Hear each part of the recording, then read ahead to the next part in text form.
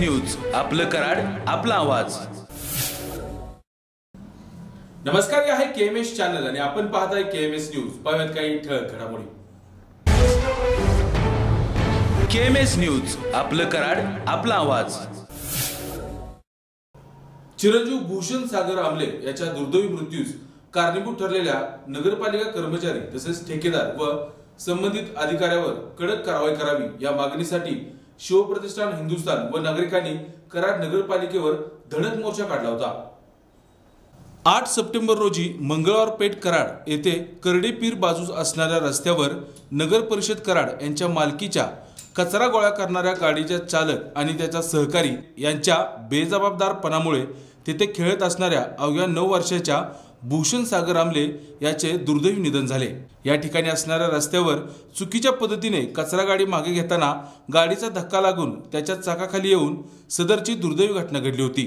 या घटनेनंतर संबंधित कर्मचारी तसेच ठेकेदार व पालिकेच्या अधिकाऱ्यांवर कारवाई करावी या मागणीसाठी शिवप्रतिष्ठान हिंदुस्थान व कराड शहरातील नागरिकांनी नगरपालिकेवरती धडक मोर्चा काढला होता।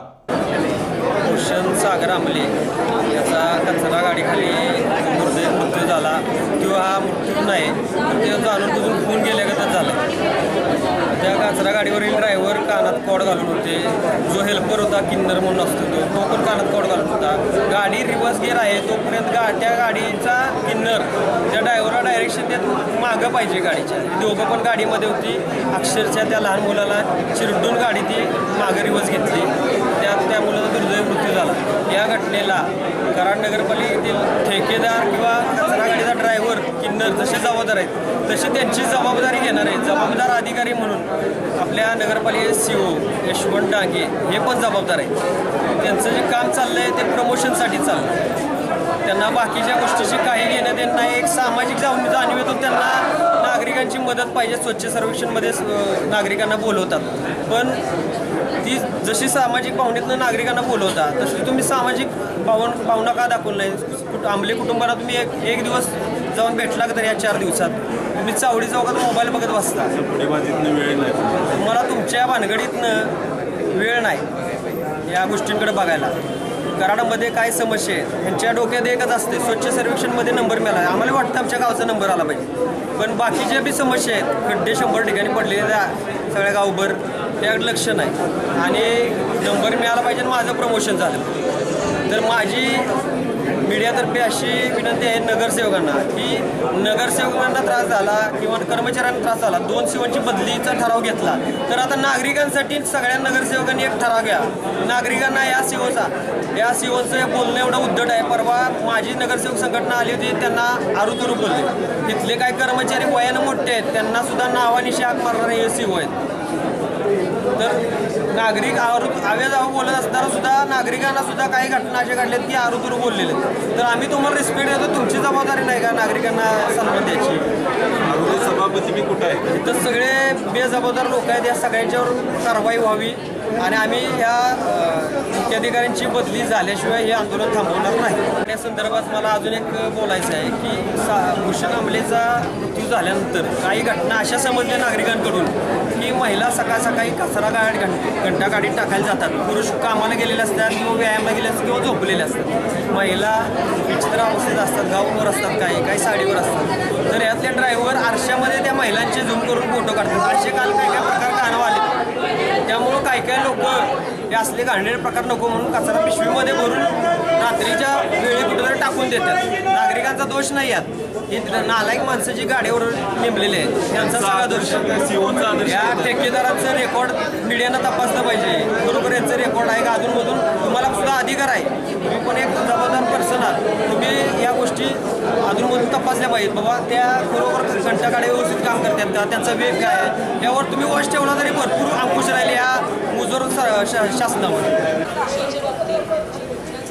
खरंच दुर्दैवी आहे, मीही एक आई आहे आणि हे दुःख काय आहे ते काल मी भूषणला भेटल्यानंतर म्हणजे भूषणच्या दादाच्या घरी जाऊन आली तेव्हा मला ते जाणवलं। मी या निमित्तानं फक्त सगळ्यांना एवढा विश्वास देते की भूषणला न्याय देण्यासाठी जे काही करायला लागेल त्या सगळ्या यंत्रणेमध्ये मी तुमच्याबरोबर आहे आणि हा विश्वास तुम्ही माझ्यावरती दाखवा।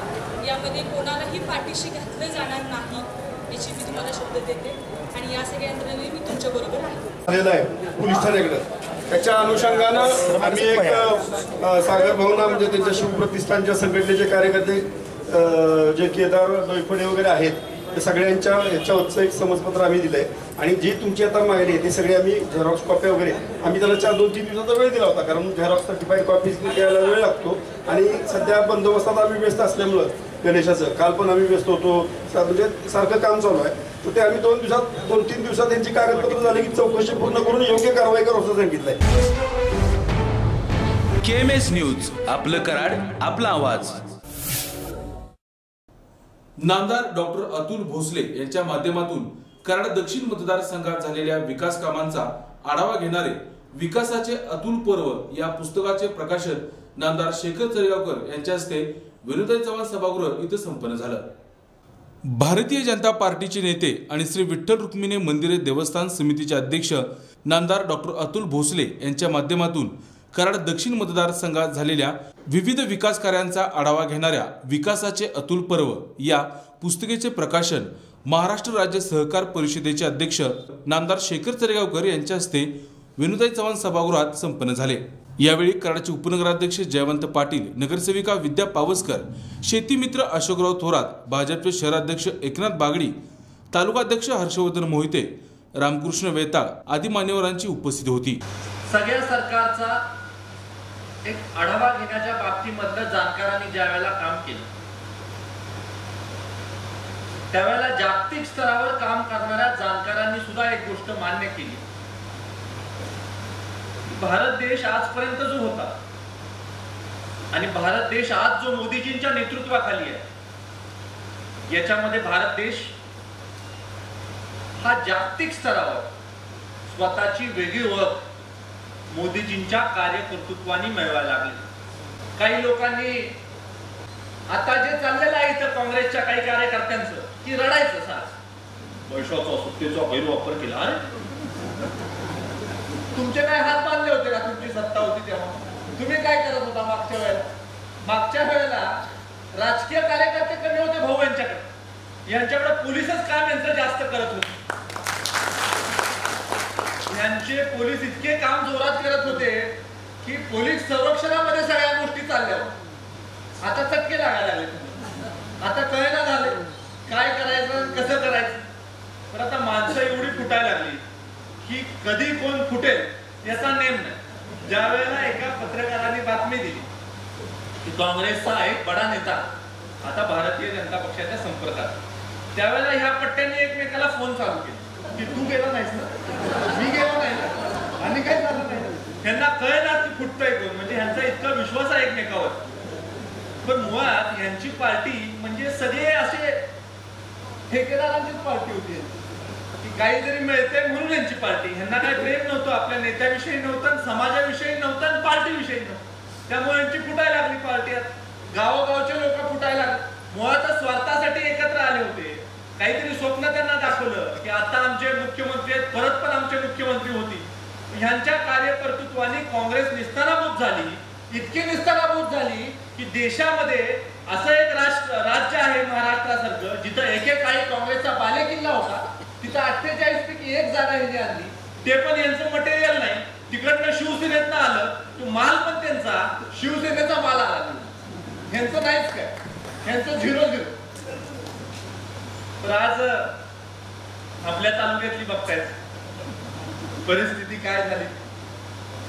40 वर्ष ज्यांनी तुमची सेवा केली, ज्यांनी तुमच्या सतरंजा उचलल्या, ज्यांनी तुमची परिस्थिती राजकीय नसताना स्वतःच्या घरावर तुळशी पत्र घेऊन तुमचं काम केलं, दिवस रात्र तुम्ही देव असल्यासारखं लोकांना जे सांगत होते त्यांना सुद्धा संभाळू शकला नाही तुम्ही. कार्यकर्ते लांबच राहिले. तुमच्या घरातला माणूस सुद्धा तुम्हाला सांभाळता आला नाही.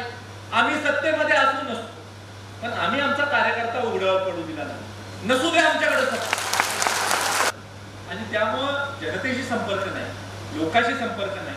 आणि आपल्या ह्या 2 नेत्यांच्या माध्यमातून भरभरून पैसे, पाणी पुरवठ्यासाठी पैसे आले, रस्त्यांसाठी पैसे आले, पथदिव्यांसाठी पैसे आले, नागरी सुविधेसाठी पैसे आले, अंडरग्राऊंड ड्रेनेजसाठी पैसे आले, नदी काठची जी गाव आहेत तर पूर संरक्षण भिंत करण्यासाठी पैसे आले, रेल्वे बुद्रुक सारख्या गावाला तर इतका निधी आला. की आपल्याला एक आदर्श गाव या मतदारसंघामध्ये करायचं म्हणून 2 गावं आम्ही घेतली, रेठरे बुद्रुक आणि कारवे, आणि टप्प्याटप्प्याने आता सगळी मोठी गाव, काल्यासारखं गाव असेल ते घ्यायचं, वडगावसारखं गाव असेल ते घ्यायचं, सगळी मोठी गाव ज्याची ज्याची लोकसंख्या जास्त आहे ती घ्यायची. आणि ही कामं इतक्या वेगानं झाली की नागरी सुविधेचा प्रश्नच उरलेला नाही. अशा प्रकारचं काम आदरणीय देवेंद्रजी फडणवीस साहेबांच्या नेतृत्वाखाली, चंद्रकांत दादाच्या मार्गदर्शनाखाली नेतृत्वाखाली झालं. भारतीय जनता पार्टीच्या नेतृत्वाखाली जे देशात आणि राज्यात काम चालू आहे त्याच्यामुळे काँग्रेस आणि राष्ट्रवादी हा काय आता नॅनो पार्टी आहे होती ती पण आता संपली, आता 2 व्हीलरवरच जाते. तर हे सगळे जे आहे हे आता संभ्रमित झाले आणि ह्याला समजत नाही आता की आता नेमकं काय करायचं. मग काय करायचं तर हे असल्या पद्धतीच्या उचापत्या करत बसायचं. आत्ताच माझे सहकारी मला दाखवत होते क्लिप की ते कुठेतरी म्हटले की असे किती राज्यमंत्री आले तरी त्याचा काय उपयोग होणार नाही. ते लक्षात आले की त्याचा उपयोग होणार नाही हे त्यांनी सुद्धा मान्य केलेलं आहे. आणि म्हणून मला आपल्याला सांगायचं आहे की एकूण या देशामध्ये जी कार्यपद्धती सुरू झाली, नरेंद्र मोदी असतील, देवेंद्रजी फडणवीस असतील, यांनी पहिल्यांदा काय केलं, राष्ट्र सुरक्षित करण्यासाठी प्रयत्न केला. संपूर्ण जगामध्ये प्रवास केले, अगदी शेजारचे मित्र नेपाळ असेल, भूतान असेल तिथे पण गेले, तिथल्या लोकांना दिलासा दिला आणि आपल्या राष्ट्राच्या सीमा सुरक्षित करून घेतल्या. त्यांना हे कळलंच नाही, हे नुसते इथं बसून ओरडत बसले, रोज फिरत असतात. फिरण्यामागचा उद्देश काय होता ते आता 317वा कलम रद्द केल्यानंतर मोदी का फिरत होते आणि फिरल्याचा काय इम्पॅक्ट आला हे आता जनतेच्या लक्षात आलेलं आहे. चिंतक म्हणतात अतुल बाबा आमदार झाले पाहिजे, देवेंद्र फडणवीस मुख्यमंत्री झाले पाहिजे, ते झालं पाहिजे, ते झालं.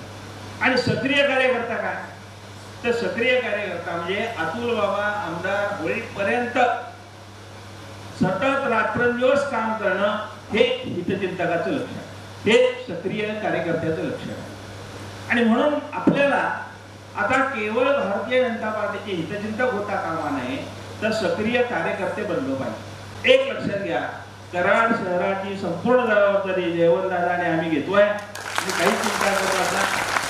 आणि ग्रामीण भागाचं जे काही सगळं असेल ते तुमचा नेटवर्क आहे, तिथे सुद्धा आम्ही प्रचाराला तुम्ही ज्या ज्या वेळेला सांगाल त्याच्या वेळी उपस्थित आहोत, काही त्याच्यामध्ये चिंता नाही. कारण आपल्याला या जिल्ह्यामध्ये 8 आमदार आहेत. आज भारतीय जनता पार्टीचा एकही आमदार नाही, पण मी तुम्हाला आज भविष्यवाणी सांगतो, या 8च्या 8 मतदारसंघामध्ये भारतीय जनता पार्टी आणि शिवसेनेचे उमेदवार निवडून आल्याचे आपण थांबणार नाही. KMS न्यूज, आपलं कराड, आपला आवाज. ज्यांच्या नेतृत्वाखाली भाजपाला सातारा जिल्ह्यामध्ये अच्छे दिन आले ते भाजपचे आणि हिंदू एकताचे जिल्हाध्यक्ष विक्रम पावसकर यांचा वाढदिवस उत्साहात साजरा झाला. वाढदिवसानिमित्त विक्रम पावसकर यांना विविध मान्यवरांनी शुभेच्छा दिल्या. पाहूया याचे काही निवडक दृश्य. नेहमीच सामाजिक कार्यात अग्रेसर असणारे आणि ज्यांच्या नेतृत्वामुळे भारतीय जनता पार्टीला सातारा जिल्ह्यात अच्छे दिन आले ते भाजपा व हिंदू एकता आंदोलनाचे जिल्हाध्यक्ष विक्रम पावसकर यांचा वाढदिवस उत्साहात संपन्न झाला. वाढदिवसानिमित्त विक्रम पावसकर यांना शुभेच्छा देण्यासाठी विविध क्षेत्रातील मान्यवरांनी मोठी गर्दी केली होती. विक्रम पावसकर यांनी भाजपचे जिल्हाध्यक्ष झाल्यानंतर अवघा जिल्हाच भाजपमय करून टाकला आहे.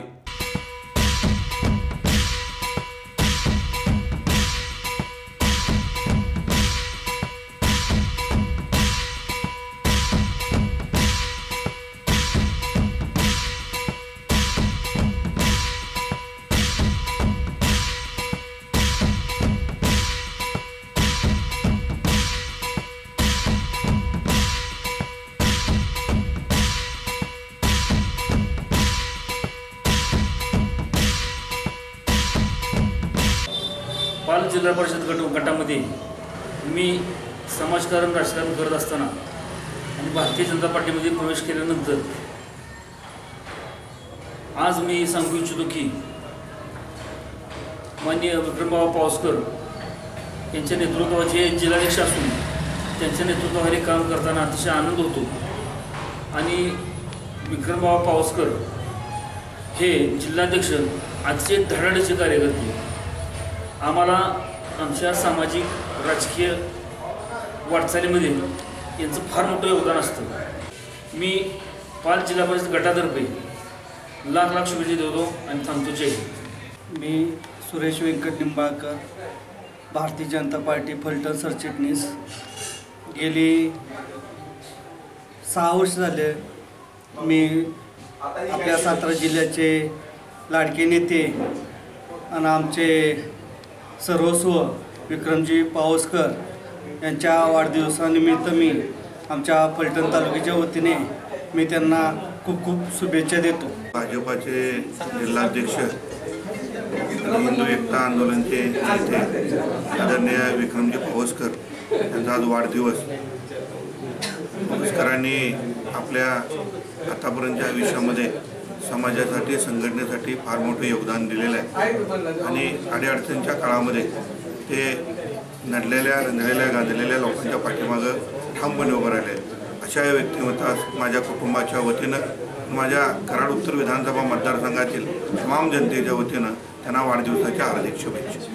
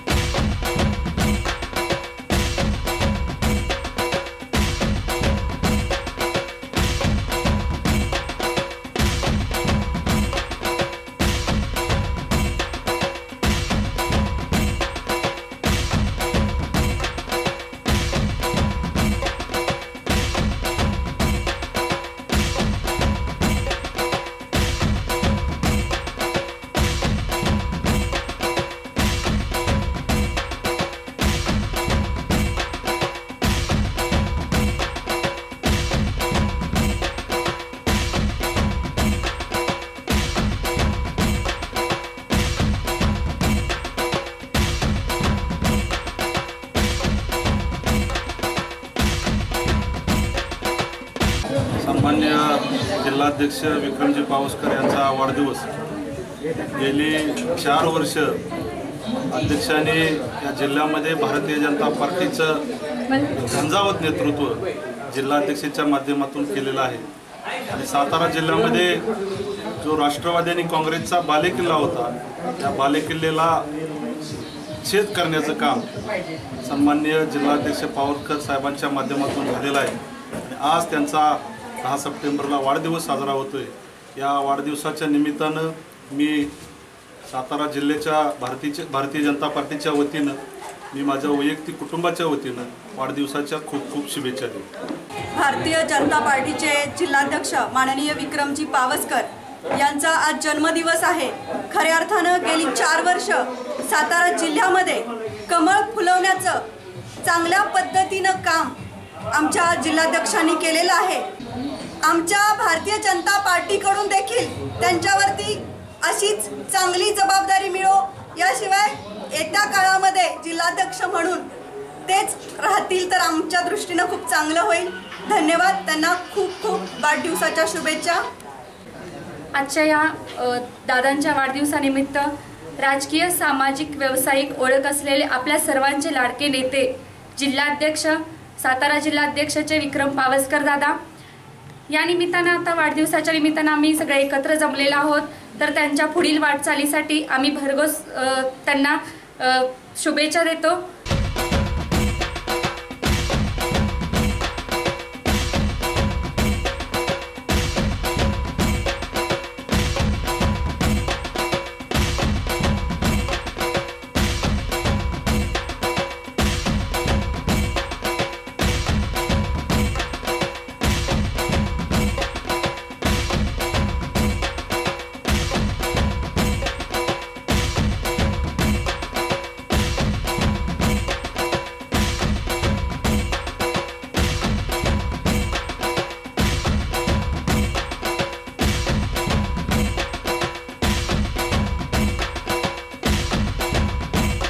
मित्र आणि भारतीय जनता पक्षाचे सातारा जिल्ह्याचे अध्यक्ष सन्मान्य विक्रमजी पावसकर यांचा आज वाढदिवस आहे. गेले अनेक वर्ष एका विशिष्ट तत्वांनी प्रेरित होऊन विशेषतः हिंदू एकताच्या माध्यमातून हिंदुत्व आणि भारत याचा एक प्रकारचा राष्ट्रवादाचा चांगला मेळ घालणारा एक अतिशय उत्तम कार्यकर्ता, ज्यांना आपल्या वडिलांच्याकडून सन्माननीय अण्णा पावसकर यांच्याकडून राजकीय वारसा आणि विचाराचा वारसा फार मोठा मिळाला असे आमचे मित्र माननीय विक्रमजी पावसकर.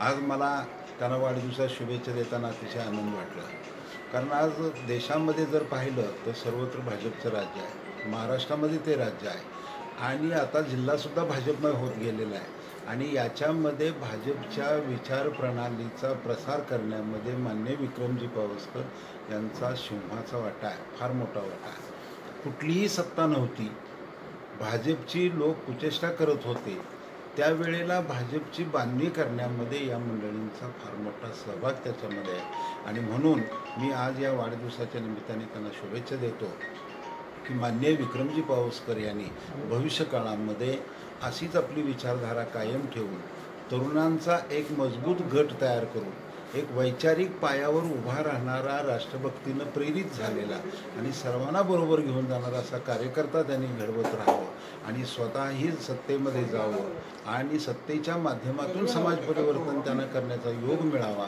अशा प्रकारच्या मी त्यांना शुभेच्छा देतो. धन्यवाद. जय शिवराय.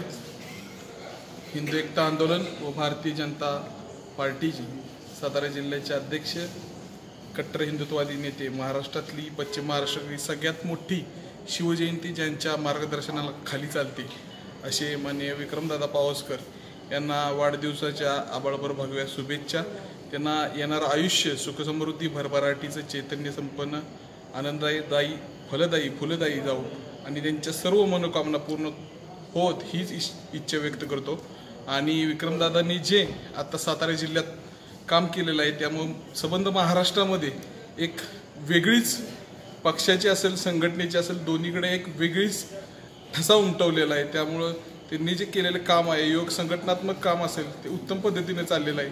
त्यामुळे त्यांना असंच छत्रपती शिवाजी महाराजांच्या व आई तुळजाभवानीच्या चरणी मी प्रार्थना करतो की त्यांनी असंच उदंड आयुष्यभर असं संघटनेसाठी काम करावं व छत्रपती शिवाजी महाराजांचे विचार पुढे घेत जावे. धन्यवाद. आज हिंदुत्वाचे धगधगते अग्निकुंड हिंदू युवा सम्राट मान्य विक्रमजी पावसकर अध्यक्ष भाजप व हिंदू एकता आंदोलन सातारा जिल्हा यांचा आज वाढदिवस आहे. त्यांच्या वाढदिवसानिमित्त आम्ही सर्व हिंदुत्ववादी कार्यकर्ते, हिंदू एकता आंदोलन भटके मुक्त आघाडीच्या वतीनं त्यांना वाढदिवसाच्या हार्दिक शुभेच्छा देतो. विक्रम पावसकर म्हणजे एक असं व्यक्तिमत्व आहे की ज्यांनी आज हिंदुत्वासाठी अखंड आयुष्य वेचलेलं आहे. आज त्यांनी हिंदुत्वाच्या कुठल्याही अडचणीला ते नेहमी रस्त्यावर उतरलेले आहेत. पुढे सगळ्यांच्या अग्रस्थानी तेच असतात. गणेशोत्सवाचा विषय असो किंवा अनेक असे हिंदू धर्मावर होणारे अन्याय, अत्याचार ह्या बाबतीत त्यांनी नेहमीच अग्रेसर राहून त्यांनी त्या प्रश्नावर लढा उभा करून त्याच्यावर मार्ग काढलेला आहे. तसेच आज ते हिंदुत्वाचं काम संपूर्ण जिल्हाभर पोचवलेलं आहे त्यांनी हिंदू एकतेच्या मार्फत. त्यांच्या या अशा कार्याला आमच्या भगव्या शुभेच्छा.